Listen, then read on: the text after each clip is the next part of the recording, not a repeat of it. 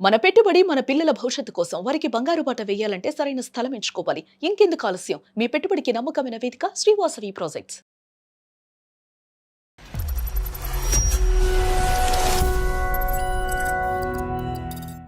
ఎందుకు గొడవలు అవుతున్నాయో తెలియదండి. ప్రతి చిన్నదానికి అనుమానం అసలుకి. అనుమానం ఏంటమ్మా? ముందు ఒక షాపింగ్ మాల్ కి ఇద్దరం కలిసి వెళ్ళామండి. చీర ఏదో బాగుంది, పేరం గురించి మాట్లాడుతున్నారు. ఎవరా అబ్బాయి, ఎందుకు అలా మాట్లాడుతున్నావు, నీకెంతకు ముందు పరిచయం ఉందా? ఎప్పుడైతే పాప పుట్టిందో అప్పటి నుంచే కొంచెం తాగుడికి బాగా అలవాటు అయ్యాడు. సెకండ్ టైం ప్రెగ్నెన్సీ వచ్చినప్పుడు ఒప్పుకోలేదు, అబార్షన్ కావాలని చేయించాడు. ఒక్కసారి నాకు సరైన కారణం కావాలి మేడం నా భర్త నుండి. ఈ అనుమానాలకు ఒక హద్దు పొద్దు లేకుండా పోతుంది. ప్రతిసారి పడి పడి పడి చేసిన విషయాలు నాకు తెలియదు అనుకుంటున్నావా? నేనేం చేశానండి? అసలు ఏంటి రాజు గారు, ఏం జరుగుతుంది మీ ఇంట్లో? పాప పుట్టక ముందు మిల్క్ మ్యాన్ తో మాట్లాడింది, పాప పుట్టక ముందు పోస్ట్ మ్యాన్ తో మాట్లాడింది, పాప పుట్టక ముందు కొరియర్ వాడితో మాట్లాడింది. మరి అప్పుడు మాట్లాడితే లేనటువంటి తప్పు పాప పుట్టిన తర్వాత ఎందుకు స్టార్ట్ అయింది? డిగ్రీలో ఒక బాయ్ ఫ్రెండ్ ఉన్నాడని, ఇప్పటికి కూడా కంటిన్యూ అవుతున్నాడని కొన్ని విషయాలు తెలిసాయి సార్ తన గురించి నెగటివ్ గా. ఎవరో ఒకళ్ళిద్దరు కాదు, చాలా మంది చెప్పారు నాకు. చాలా మంది మందు వేస్తూ ఉన్నారు కాబట్టి ఏ గాడిదలు చెప్తే ఆ గాడిదల మాట వెంటనేనా మనం? పద్దాకా మొబైల్ చెక్ చేస్తా ఉంటాడు. అదేదో స్పై యాప్ మేడం, ప్రతిసారి ఫోన్ లో చెక్ చేసుకొని మనిస్తూనే ఉంటాడు. స్పై వైర్ ఏదో పెట్టారంట కదా ఫోన్లో, ఏమైనా దొరికినాయా డేటా నీకు?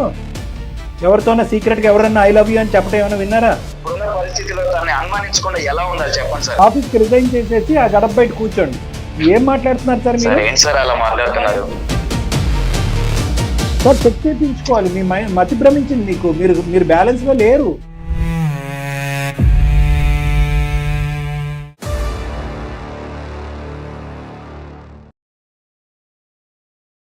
వెల్కమ్ టు అందమైన జీవితం. నమస్తే కళ్యాణ్ గారు.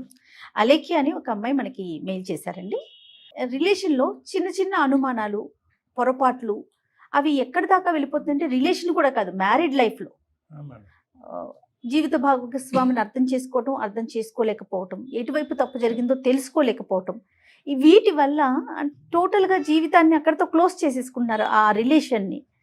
కానీ ఇదివరకు రోజుల్లో చూడండి కళ్యాణ్ గారు, మనకి మేనత్తలు, పిన్నులు, ఎవరో ఒకళ్ళు ఫ్యామిలీలో పెద్దవాళ్ళకి షేర్ చేసుకునే వాళ్ళు. కనీసం నాకు ఈ సమస్య ఉంది, నేనేం చేయాలి, ఏంటంటే వాళ్ళు ఇదిగో దీన్ని నువ్వు ఇలా ట్రీట్ చేయి, ఇట్లా మాట్లాడు, అట్లా ఉండు అని చెప్పారు. పెద్దది కూడా కాదండి, ఎవరికి చెప్పుకోలేకపోతున్నారు, ఏం చేయాలో తెలియట్లా, ఇష్టం వచ్చిన నిర్ణయం తీసేసుకుంటున్నారు, తొందరపాటు నిర్ణయం. నాకైతే ఒక విషయం హ్యాపీగా అనిపించింది ఏంటంటే, అట్లీస్ట్ మన తలుపు తడుతున్నారు కొంతమంది అయినా, పూర్తిగా అని నేను చెప్పను, కొంత జస్ట్ 0.0% అయినా మన దాకా వస్తున్నారు. హ్యాపీగా అనిపిస్తా ఉంది నాకైతే. రైట్, మరి అలేఖ్యతో మాట్లాడదామండి. కాల్ చేయమంటారు?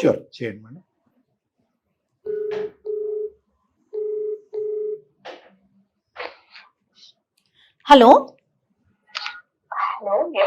నమస్తే అండి, నేను జయానండి, సుమన్ టీవీ అందమైన జీవితం ప్రోగ్రామ్ నుంచి కాల్ చేస్తున్నాను. అలేఖ్య గారా మాట్లాడేది? అవునండి, థాంక్స్ అండి. నాతో పాటు డాక్టర్ కళ్యాణ్ చక్రవర్తి గారు ఉన్నారు. ఒకసారి మీ ప్రాబ్లం ఏంటో మాట్లాడతారండి? సరే. నమస్తే అలేఖ్య. నమస్తే అమ్మా, నమస్తే. చెప్పండి అమ్మా. సార్, నేను ఖమ్మం నుండి మాట్లాడుతున్నాను సార్. మా హస్బెండ్ పేరు వచ్చేసి రాజు. నాకు పెళ్ళై ఒక 4 years అవుతుంది సార్. అరేంజ్డ్ మ్యారేజ్ 4 years అవుతుంది. అవునండి. 2 years బానే ఉన్నాం సార్. అంత మంచిగా అవుతుంది. అయితే మీరేం చేస్తుంటారండి అలేఖ్య గారు? మీరేం చేస్తుంటారు? నేను హౌస్ వైఫ్ అండి. తను మీ వారు? మా వారు చిన్న ప్రైవేట్ ఎంప్లాయ్. ఓకే. జాయింట్ ఫ్యామిలీనా లేకుంటే మీరిద్దరే ఉంటున్నారా? లేదు, అంటే అత్త వాళ్ళతోనే ఉండేవాళ్ళం మొన్నటి దాకా. ఈ మధ్య పాప ఎప్పుడైతే పుట్టిందో అప్పటి నుండి కొంచెం వేరే కాపురం పెట్టాను. ఓకే. అప్పటిదాకా అంత మంచిగానే ఉందండి. కాకపోతే కొంచెం పాప పుట్టిన తర్వాత కొంచెం గొడవలు బాగా అయ్యి కొంచెం మా ఇద్దరి మధ్య బాగా దూరం జరిగింది. అంటే పాప వయసు ఎంతమ్మా ఇప్పుడు? పాప పుట్టి ఎంత కాలం అయింది? ఒక 2 years అలా ఉంటుంది. కొంచెం బాగా గొడవలు, చీటికి మాటికి అనుమానం పడతా ఉంది. అమ్మ వాళ్ళతో కూడా మాట్లాడుతుంటే దొంగచాటుగా వచ్చి వినడం, ఏంటమ్మా మీ పేరెంట్స్ తో మీరు మాట్లాడుతుంటే అతను దొంగచాటుగా వచ్చి వింటూ ఉంటారా? అవునవునండి. ఓకే, అది ఓకే. కానీ దానికి ముందు ఇంకో పదం వాడారు, అనుమానం ఏంటమ్మా? అంటే కొంచెం బాగా ప్రతిదానికి అనుమానించాడండి. ఎవరితో మాట్లాడాలన్నా అనుమానం.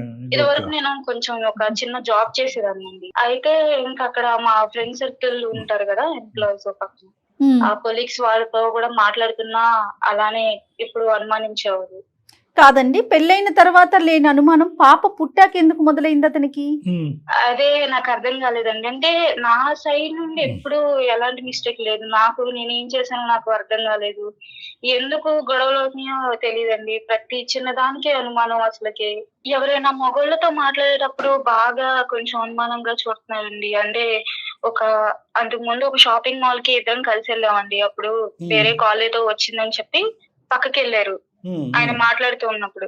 ఈ లోపు నేను ఆ చీర ఏదో బాగుంది, దాని గురించి ఒకసారి బేరం గురించి మాట్లాడుతూ ఆయన మంచిగా దాని గురించి ఎక్స్ప్లెయిన్ చేస్తూ మాట్లాడుతున్నారు. మా ఊరొచ్చి చూశారు. చూసి ఏంటి అలా నవ్వుతూ మాట్లాడుతున్నావు అంటే, లేదు ఇలా చీర ఒకటి బాగుంది అని చెప్పేసి దాని గురించి మంచిగా మాట్లాడుతున్నారని మాట్లాడుతున్నాను అని చెప్పాను. అక్కడ దాకా బానే ఉన్నారు. ఇంటికి వచ్చిన తర్వాత నుండి మళ్ళీ దాని గురించి గొడవ. ఎవరా అబ్బాయి, ఎందుకు అలా మాట్లాడుతున్నావు, నీకు ఇంతకు ముందు పరిచయం ఉందా? చాలా కష్టం కదా. ఎక్కడైనా అంతకు ముందు కాలేజ్ లో కూడా ఏమన్నా పరిచయాలు ఉన్నాయా? ఇలానే ఇంతకు ముందు చేసావా? ఈ అబ్బాయితో మాట్లాడుతున్నావు, ఆ అబ్బాయితో మాట్లాడుతున్నావు, ప్రతి ఒక్కరితో ఇదే గొడవ అండి. ప్రతిసారి ఇలానే బాధపెడుతూనే ఉంటారు. ఎవరితో సంబంధం లేదు మాకు. పద్దాకా మొబైల్ చెక్ చేస్తా ఉంటాడు. అదేదో స్పై యాప్ అంట మేడం. ప్రతిసారి ఫోన్ లో చెక్ చేసుకొని నువ్వు మాట్లాడో అంతకు ముందు ఏదో చేసావు అని చెప్పి ప్రతిసారి అనుమానిస్తూనే ఉంటాడు. అంటే ప్రత్యేకంగా పాప పుట్టిన తర్వాత ఎందుకు, దానికి ముందు ఎందుకు లేదు అనేది నాది జయ మేడం యొక్క చిన్న డౌట్ అమ్మా. అది మీరు కూడా క్లారిఫికేషన్ ఇవ్వలేకపోతున్నారు. ఎప్పుడన్నా కొట్టాడమ్మా? తెలియదండి. కొట్టడం అలాంటిది ఏం చేయలేదండి. కానీ ప్రతిసారి అనుమానిస్తా బాగా అంటారు. ఒక మానసిక వ్యాధి మేడం, చెప్పుకోలేకపోతున్నాను అంతే. ఎలా పడితే అలా మాట్లాడతాడు మేడం. పుట్టింటోళ్ళతో కూడా మాట్లాడే స్వేచ్ఛ ఇంకా ఇవ్వలేకపోతున్నాడు. ఎవరితో మాట్లాడకూడదు, తనతోనే ఉండాలి అంటే ఎంతవరకు మేడం అసలు అదంతా? అవునమ్మా, అవును. కానీ వేరే బ్యాడ్ హ్యాబిట్స్ ఏమైనా ఉన్నాయా అతనికి? అంతకు ముందు ఏం లేదు మేడం. ఎప్పుడైతే పాప పుట్టిందో అప్పటి నుంచే కొంచెం తాగుడికి బాగా అలవాటు అయ్యాడు.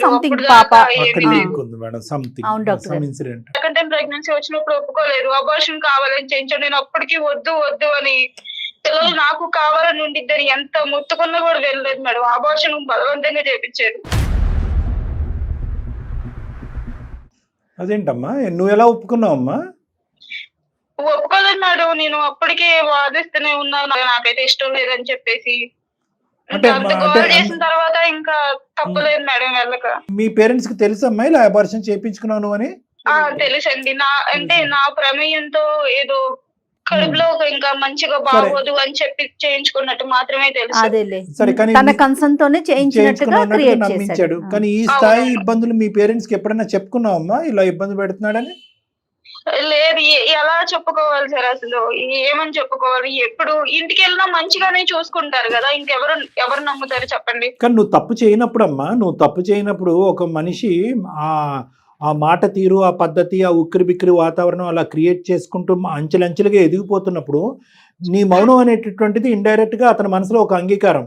పయ్యా పెట్టినా ప్రశ్నించలేదు, మొబైల్ చెక్ చేసినా కూడా నీ యొక్క రెబెలియన్ కానీ రిటాలియేషన్ కానీ చూపెట్టలేదు, గొడవ పడక్కర్లేదు. కానీ ఇది నా హక్కు, ఇది నా ఆలోచన, ఇది నా స్వేచ్ఛ. నేను ఇప్పటివరకు ఎప్పుడు నమ్మకంగానే ఉన్నాను, నిక్కచ్చిగానే ఉన్నాను. కాబట్టి నువ్వు ఏదైనా అలాంటి పని చేస్తే నేను ప్రశ్నిస్తాను. నువ్వు ఎందుకు అలాగా ప్రెషర్కి అలా సకంబ్ అయిపోయి ఎవరికి చెప్పకుండా? నాకు నిజంగా ఎక్కడ మళ్ళీ విడిపోతే ఇప్పుడు అమ్మ నాన్నలకి తెలిసిందంటే వాళ్ళు బాధపడతారు. వాళ్ళ ఇంటికి వెళ్ళి ఉండలేము. పాప పుట్టిన తర్వాత అసలు ఇంకా పట్టించుకోవడమే మానేశాడు. ప్రతి దానికి గొడవలు. ముందు నుండి ఉంటే అడిగేవాళ్ళం సార్. కాకపోతే ఇప్పుడు సడన్ గా పాప పుట్టిన తర్వాత చేంజ్ అయిపోతే ఇంకా మనిషిని ఎన్నిసార్లు అని అడుగుతాం సార్. అసలు నేను అడిగి విసిగిపోయాను మేడం. కనీసం నాకు ఆ కారణం తెలుసుకొని నాతో ఇరువట్లా మంచిగా ఉంటే చాలు మేడం, అంతకు మించి ఏం లేదు. అందుకే మీకు ఆ మెయిల్ పెట్టడానికి కారణం కూడా అదే. అమ్మ, నీలాంటి అమ్మాయిలకి ఒక చిన్న మాటగా చెప్తానమ్మా, అనుమానం అనేటటువంటిది ఈ రోజుల్లో చాలా కామన్ సబ్జెక్ట్ అయిపోయిందమ్మా. కొంతమంది బయటకు వచ్చి నీలా మాట్లాడుతున్నారు, కొంతమంది 5, 10, 20 సంవత్సరాల పాటు అణిగిమణిగి అదే వాతావరణంలో ఉండిపోతున్నారు మేడం. ఈ అనుమానం పెరగటానికి కూడా ఫిక్స్డ్ డెల్యూజనల్ డిసార్డర్ అని అంటూ ఉంటాం, చాలా కామన్, చాలా ఇళ్లలో. మేము లేదు ఎక్కడికి వెళ్ళి బతకాలి సార్ ఇలా అయితే? లేదమ్మా, అందుకే మేడం విడిపోమని మేము చెప్పమమ్మా, అసలు అది కాదు.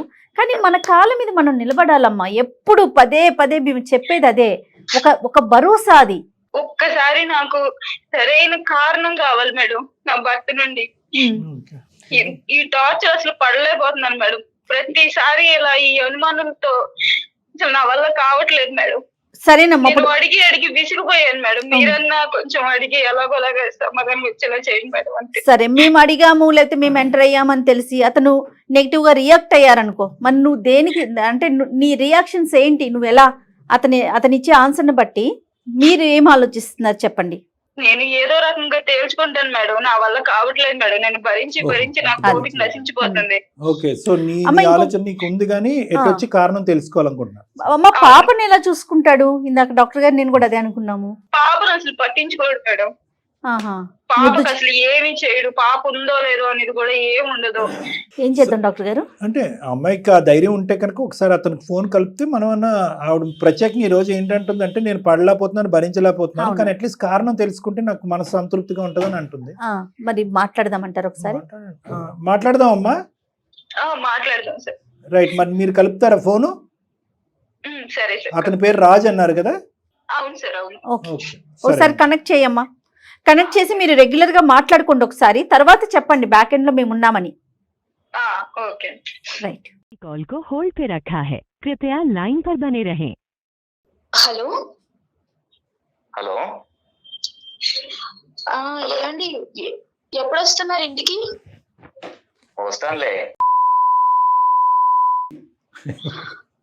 అలా కాదండి, అంటే మామూలుగా అడిగాను ఎప్పుడు వస్తారా ఏంటో అని చెప్పి. పాప పుట్టిన తర్వాత నుండి నాతో అసలు మంచిగా మాట్లాడట్లేదు. అదే ఏమన్నా ఏమైంది అని చెప్పేసి మిమ్మల్ని అందుకు ముందు కూడా అడిగాను, మీరు సరిగ్గా అసలు మాట్లాడట్లేదు, నాతో ఇదివరకులా ఉండట్లేదు. నీకు అలా అనిపిస్తుందా? కనీసం పాపను కూడా పట్టించుకోవట్లేదు. నువ్వు చేసిన వేషాలని నాకు తెలియదు అనుకుంటున్నావా? నేనేం చేశానండి?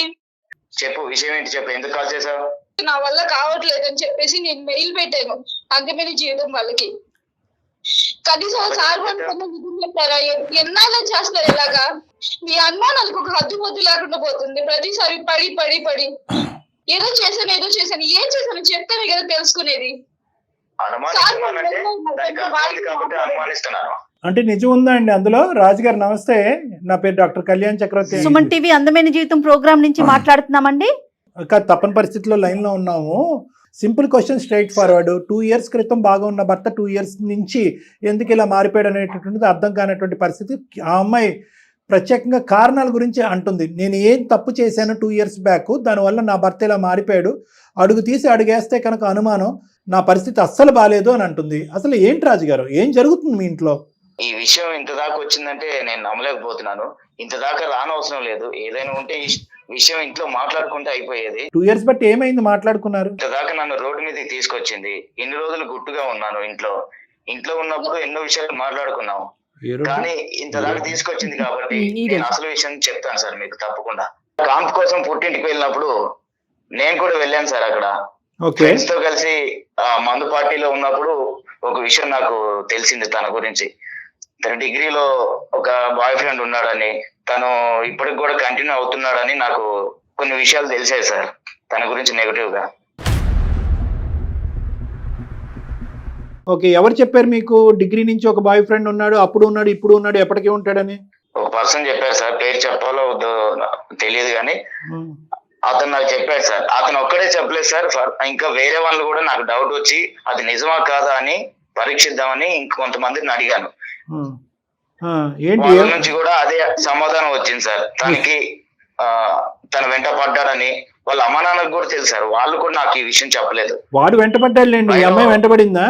ఈ అమ్మాయి వెంటపడిందని కూడా చెప్పారు వాళ్ళు? చెప్పారు సార్, అదే చెప్పారు. అందుకే కదా నాకు అనుమానం పెరిగింది తన మీద. భార్గవ్ అని ఒక అతను ఉన్నారు సార్. భార్గవ్ తన బాయ్ ఫ్రెండ్ అంట. యా, తెలీదా నీకు? భార్గవ్ అనే వ్యక్తి ఉన్నాడా? భార్గవ్ అని మేము చదువుకునే రోజుల్లో ఒక అబ్బాయి ఉండేవాడు మా క్లాస్మేట్ అని. ఓకే, కానీ ఆ విషయాన్ని పట్టుకొని సరే, ఆ విషయాన్ని అతను పట్టుకున్నా మేము పట్టుకోవట్లేదు. ఫస్ట్ నువ్వు మాకు వివరణ ఇయ్యి, ఆ భార్గవ్ అనేటటువంటి వ్యక్తితో అసలు మీ ఫ్రెండ్షిప్ ఏంటి, ఏం తర్వాత ఏం జరిగింది, ఇప్పుడు ఏం జరుగుతుంది అన్నది చెప్పమ్మా. అతను క్లారిటీ ఇప్పుడు అట్లీస్ట్ ఇప్పటికైనా మనసు ఇప్పి అడిగాడు కాబట్టి ఇప్పుడు కోపం తెచ్చుకోవటం ఇవన్నీ కాదు. తను జస్ట్ క్లాస్మేట్ మాత్రమే సార్, మంచిగా మాట్లాడేవాడు. అయితే ఉండండి తను లవ్ మాటలేనా? నువ్వు తనతో కలిసి సినిమాకి వెళ్ళలేదా? బాగానే ఎంక్వైరీ చేశాడు. మొత్తం అంతా డేటా ఉంది. ఎంక్వైరీ చేశాను, అర్థమైందా? తనతో కలిసి సినిమాకి వెళ్ళావు, షాపింగ్కి వెళ్ళావు, వీటికేమంటావు చెప్పు సమాధానం. నువ్వు ఎవరో చెప్పిన దాన్ని పట్టుకొని నా మీద నిందలేయడం ఆపేసి, అర్థమైందా? ఎలా మాట్లాడుతావు నువ్వు? వదిలేసే. సినిమాకి వెళ్ళాడా, షాపింగ్ మాల్కి వెళ్ళావు అనేది మేము అడగట్లేదు. అసలు భార్గవ్ అనే వ్యక్తితో మీకు ఏమైనా సంబంధం ఉందా పెళ్లికి ముందు? సార్ నాకు ఎటువంటి సంబంధం లేదు సార్. తను లవ్ అని వెంటపడేవాడు. అయితే ఆ విషయం మా అమ్మ వాళ్ళకి కూడా తెలుసు. దాని గురించి పెద్ద గొడవ అయ్యింది. అంతవరకే. నాకు ఎటువంటి ఒపీనియన్ లేదు ఆ అబ్బాయి మీద. ఎటువంటి ఫీలింగ్స్, ఒపీనియన్ లేదు. మీ ఇద్దరి మధ్య ఎటువంటి ప్రేమాయణం జరగలేదు. Full stop. ఎలాంటిది లేనప్పుడు నువ్వు సినిమాకి ఎలా వెళ్ళావు? అలా ఎలా చెప్తావు నువ్వు? ఇప్పుడు సినిమాకి వెళ్ళటం సినిమాకి వెళ్ళాను, ఎన్ని వెళ్ళాను, ఎవరో మీరు ఏదో చెప్తే నమ్మేస్తారా? అసలు మీరు నన్ను అడగాలి కదా. ఎవరో ఒకళ్ళిద్దరు కాదు, చాలా మంది చెప్పారు నాకు. చాలా మంది మందు వేస్తున్నారు అక్కడ. ఆ ప్రయాణం ఇప్పుడు కూడా కొనసాగుతుందని అంటావా, లేదంటే ఈ అమ్మాయి పెళ్లికి ముందు జరిగినటువంటి సంఘటన ఇప్పుడు మీకు చెప్పలేదని కోపమా? సార్ అదొక్క విషయం కాదు సార్, దాంతో పాటు ఆమె అందరితోనూ జోవియల్ గా మాట్లాడుతుంటది, రాసుకొని పూసుకొని మాట్లాడుతుంటది. మొన్న షాపింగ్కి వెళ్ళినప్పుడు కూడా అక్కడ ఎవరో పర్సన్ తో నవ్వుకుంటూ, అంటే అంత మూవ్ అవ్వాల్సిన అవసరం ఏంటి? తను తెలియని పర్సన్ మాట్లాడడం తప్ప సార్? ఒకసారి మీరు ఆలోచించండి. ఇప్పుడు 10 మంది మనం తిరిగే ప్లేసుల్లో మనం అందరితో కలిసి మాట్లాడినంత మాత్రం తప్ప ఎలా అయితే సార్ అసలు? అది పెళ్లికి ముందు కూడా షాపింగ్ మాల్ లో కస్టమర్స్ దగ్గర, అదే వాళ్ళు ఎవరైతే ఉన్నారో అమ్ముకునే వాళ్ళ దగ్గర అమ్మాయి మాట్లాడింది. పాప పుట్టక ముందు మిల్క్ మ్యాన్ తో మాట్లాడింది, పాప పుట్టక ముందు పోస్ట్ మ్యాన్ తో మాట్లాడింది, పాప పుట్టక ముందు కొరియర్ వాడితో మాట్లాడింది. మరి అప్పుడు మాట్లాడితే లేనటువంటి తప్పు పాప పుట్టిన తర్వాత ఎందుకు స్టార్ట్ అయింది? అంటే ఈ కథ తెలియటానికి ఇప్పుడు వేరే అబ్బాయితో మాట్లాడటానికి సంబంధం ఏంటి? అప్పటిదాకా నాకు అనుమానం రాలేదు సార్, కానీ తను ఇలా నాకు ఎప్పుడైతే తన గురించి ఈ విషయం తెలిసిందో, ఆ డిగ్రీ ఆ బాయ్ ఫ్రెండ్ గురించి, అప్పటి నుంచి మీరు బుర్రపాడైపోయింది. అనుమానం అనేది పెరిగింది సార్. అనుమానంగానే ఉంది. ఫోన్ లో కూడా, ఫోన్ మాట్లాడేటప్పుడు కూడా సార్ పక్కకి వెళ్ళి మాట్లాడుతుంటుంది. నా ముందు మాట్లాడొచ్చు కదా, పక్క రూమ్ కి వెళ్ళి మాట్లాడుతుంటుంది. మెసేజ్ చాటింగ్ కూడా నేను వచ్చినప్పుడు పక్కన పెట్టేస్తుంది ఫోన్, అప్పుడు దాకా చాటింగ్ చేస్తూ ఉంటుంది. ఏదో పెట్టారంట కదా, స్పై వైర్ ఏదో పెట్టారంట కదా ఫోన్ లో, ఏమైనా దొరికినాయా డేటా మీకు? ఎవరితోనా సీక్రెట్ ఎవరైనా ఐ లవ్ యూ అని చెప్పడం ఏమైనా విన్నారా? లేదు సార్, వినలేదు. మరి ఎందుకు పెట్టారు ఆ బగ్గు? కొండం తవ్వి ఎలకను కూడా పట్టలేదు మీరు. కాదండి, ఇప్పుడు ఎవరో నలుగురు పనికిరాని వాళ్ళు మీ జీవితంలో నిప్పులు పోయటం గురించి మీరిద్దరు సుఖంగా హ్యాపీగా ఉన్నారు, సంతోషం భరించలేక 4 మాటలు అనుకున్నారు. సరే, ఆ అమ్మాయి చెప్పింది, భార్గవ్ ఎవడో నాకు తెలియదు అనే మాట అయితే ఆ అమ్మాయి అనలేదు. ఫ్రెండ్లీగా ఉండేవారు దాన్ని అడ్వాంటేజ్ తీసుకుని ఒక వ్యక్తి వెంటపడ్డాడు. సరే, సినిమాకి వెళ్ళిందో మాల్కి వెళ్ళిందో ఫ్రెండ్లీగా తనైతే ఆ ఉద్దేశంతోనే వెళ్ళింది. వాడు ఆ సిచ్యువేషన్ అడ్వాంటేజ్ తీసుకోవటానికి ట్రై చేశాడు. కావాల్సుకున్నటువంటి ప్రేమ వాడికి ఈరోజు దక్కలేదు. దక్కకపోవటం ఏంటంటే 4 నోట్ల 4 విధాలుగా ప్రచారం చేస్తుంటాడు. ఆ 4 గాడిదలు గేదెలు వీళ్ళు అనమాట. ఎవరైతే మీరు కూర్చుని మందు కొట్టారో వాళ్ళు. ఆ బ్యాచ్ అంతా కూడా ఇప్పుడు మీ బ్రెయిన్ లో విషం పెడితే కనుక 2 years పాటు వెనక ముందు చూసుకోకుండా, నిజ నిర్ధారణ లేకుండా, మీ వైఫ్ని ప్రశ్నించకుండా 2 years పాటు అనుభవించుకున్నటువంటి ఒక భయంకరమైన నరకాన్ని ఆ అమ్మాయి చూపెట్టారు. చక్కగా పిల్ల పుట్టిందనేటటువంటి ఆనందం సంతోషం లేకుండా ఒక భయంకరమైనటువంటి నరకాన్ని మీరు ఆ అమ్మాయికి చూపెట్టారు. అంతేనండి. ఏ గాడిదలు చెప్తే ఆ గాడిదల మాట వింటమేనా మనం? మరి అమ్మాయి ఇలా చేస్తా ఆ టైంలో నాకు అలా అనిపించింది సార్.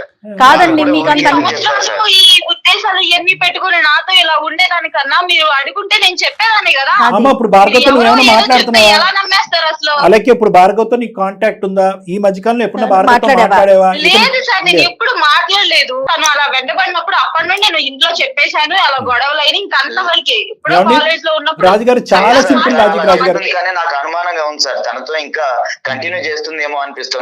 ఇంకా అనుమానిస్తా, ఇప్పటికే అదే మాట. ఇంకా అనుమానం కాదు, చాలా తప్పుడు మాటలు ఇవన్నీ కూడా. క్యారెక్టర్ని, ఒక ఆడపిల్ల యొక్క క్యారెక్టర్ని చాలా నమ్మకంగా, ఒక ఆడపిల్ల చాలా తన జీవితంలో అంటే చాలా ఎక్కువగా విలువ ఇచ్చేటటువంటి ఒక అంశం ఏదన్నా ఉంది అంటే కనుక తన క్యారెక్టర్ని, అటువంటి క్యారెక్టర్ని ఈరోజు మీరు కంప్లీట్గా అసాసినేట్ చేశారు. 2 years పాటు మీరు జర్నీ చేశారు పిల్ల పుట్టేంత వరకు.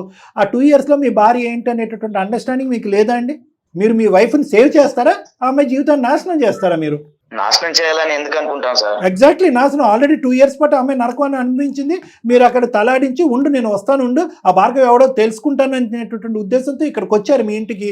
వాళ్ళ నలుగురికి ఎటువంటి మెసేజ్ పంపించారు? అక్కడే మీరు చెప్పు తీసి, ఒరే ఏంట్రా మీరు వాగేది నా పిల్లం గురించి, ఎంత దమ్ము ధైర్యం ఉంటారో మీరు వాగుతున్నారు, నా పిల్లం ఏంటో నాకు తెలుసు, కబడ్దార్ అంటే కనుక వాళ్ళ నోర్లు అక్కడ మూసుకుపోయి ఉండేది. ఈ పాటికి ఆ 10 మంది వెళ్ళి ఇంకో 20 మందికి చెప్పుంటారు. సార్ అర్థమైంది సార్ నాకు, కానీ ఈ రోజులు ఎలా ఉన్నాయి సార్? ఎలా ఉన్నాయి ఈ రోజులు? ఇలాంటి సిచ్యువేషన్ లో సార్ అది కాదు సార్, ఇప్పుడున్న సోషల్ మీడియా, తన దగ్గర ఫోన్ ఉంది, ఎప్పుడు ఎవరితో మాట్లాడుతుందో తెలీదు. ఇప్పుడున్న పరిస్థితిలో తనని అనుమానించకుండా ఎలా ఉండాలి చెప్పండి సార్? ఆఫీస్ మీరు ఒక పని చేయండి, ఆఫీస్కి రిజైన్ చేసేసి ఆ గడప బయట కూర్చోండి. ఏం మాట్లాడుతున్నారు సార్ మీరు? ఏంటి సార్ అలా మాట్లాడుతున్నారు? మరి మీరు అంతే కదా, మీకు అనుమానం కదా. ఆఫీస్కి వెళ్ళినా, దొడ్లోకి వెళ్ళినా, ఎక్కడికి వెళ్ళినా మా ఆవిడ ఏం చేస్తుందని మీకు భయం. ఇంకేంటి? ఏమండి చూడండి, లోకం ఎలా మారినా, సోషల్ మీడియా ఎంత అభివృద్ధి చెందినా, మన చేతుల్లో అనుక్షణం ఫోన్లు ఉన్నా కూడా ప్రతి వ్యక్తికి ఒక వ్యక్తిత్వం అనేది ఒకటి ఉంటుందండి. ప్రతి ఆడపిల్లకి ఒక ఇంగితం అనేటటువంటిది ఉంటుంది. పెళ్ళి అంటే ఒక గౌరవం అనేటటువంటిది ఉంటుంది. తల్లిదండ్రులు పెంచినటువంటి ఒక విధానం మీద ఒక నమ్మకం ఉంటుంది. ఇలాంటి అంశాలు ఏమి ఉండవండి. మీడియాలో ఆడేవాడు ఐ లవ్ యూ అంటే నేను ఐ లవ్ యూ అని చెప్పేసి కొట్టుకుపోవటమేనా? అన్నీ ఒకేలా ఉంటాయా? అన్ని బంధాలు, అన్ని సందర్భాలు ఒకేలా ఉంటాయా? అలా జనరలైజ్ చేస్తారా? మీకు తెలీదా మీ భార్య గురించి? మేము చెప్పాలా మీ భార్య గురించి? ఎవడో విషబీజం నాటినంత మాత్రాన ప్రపంచం అంతా ఇలాగే ఉంది కాబట్టి ఆ ప్రపంచం అనేటటువంటి కెరటంలో నా భార్య కూడా కొట్టుకుపోతుందని అనే ఉద్దేశమా మీది? ఏం మాట్లాడుతున్నారు సార్ బాబు? మీరు ఒకసారి చెక్ చేయించుకోవాలి. మీ మతి భ్రమించింది మీకు.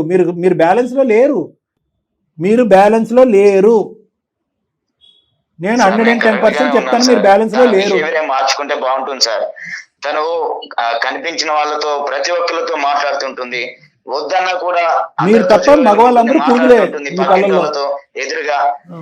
ఎందుకు సార్ అంత మూవ్ ఆన్ అవ్వాల్సిన అవసరం ఏంటి? మూవ్ ఆన్ అంటే అసలు ఏంటి మీ ఉద్దేశం? ఒకటి చెప్పరా, నాకు అసలు అర్థం కావట్లేదు. ఏం బాబు ఈ చీర ఎంత అంత చెప్తున్నావు, ఎంతకి ఇస్తావు అంటే కనుక అది మూవ్ ఆనా? అదేనా మీ మూవ్ ఆన్? లేదా అతనికి తన నెంబర్ ఇచ్చి అతని నెంబర్ అమ్మాయి తీసుకొని రెగ్యులర్ గా చాట్ చేస్తుందా ప్రతి ఒక్కరితో? ఏం మాట్లాడుతున్నారండి? మూవ్ ఆన్ అంటే ఏంటండి? మూవ్ ఆన్ అంటే ఏంటి? జరిగేది ఆవగింజ అయితే కనుక మీ ఊహ కొండంత.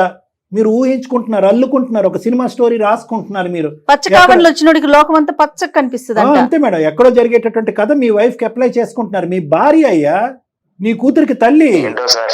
ఏంటో కాదు, నీ బ్రెయిన్ ఏంటో అయ్యింది. నేను ఇలా అంటున్నాను అనుకోకండి. అర్జెంటుగా ఈరోజు ఆ అమ్మాయి ఇంకో ఆలోచనలో ఉంది, నేను వెళ్ళిపోతానండి, నాకు ఇంక నమ్మకం లేదని అంటుంది ఆ అమ్మాయి. అర్జెంటుగా నీ బ్రెయిన్ కరెక్ట్ చేసుకోకపోతే మీ కుటుంబాన్ని ఎవరు కాపాడలేరు. ఒక ఈఎంఐయే కాదండి, ఎవ్వరు మీకు జీవితంలో భాగస్వామిగా రారు మీ ఆలోచనలు ఇలానే ఉంటే. ఒక ఆడపిల్ల ఒక అబ్బాయితో మాట్లాడితే తప్ప, ఏదైనా మగ అమ్ముకునేటటువంటి వాడితో మాట్లాడితే తప్ప, వాళ్ళ కళ్ళల్లోకి చూస్తే తప్ప, పక్క నుంచి నడుచుకుంటూ వెళ్తే తప్ప. పోనీ మీరు స్పైవేర్ పెట్టి 2 years పాటు సిబిఐ ఎంక్వైరీ చేశారు. ఏం దొరికిందంటే ఏమీ దొరకలేదు. అయినా కానీ మీ అనుమానమే.